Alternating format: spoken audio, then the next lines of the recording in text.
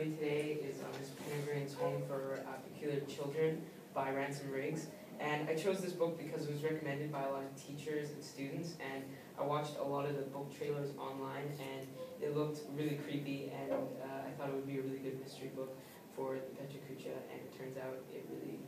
was.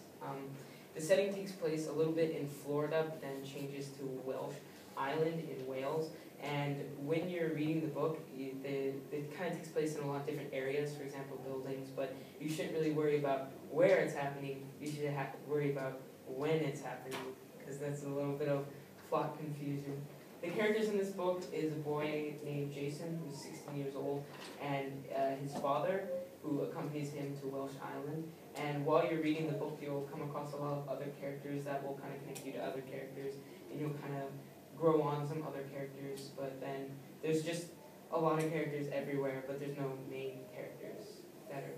scattered around. The main plot of this is when Jason goes to visit his grandfather, but then he realizes that he was found dead, and when he was found dead, he saw a lot of mysterious creatures around, and when he reads his grandfather's will or his journal, he finds out that his grandfather had a huge past at Welsh Island with kids and an orphanage.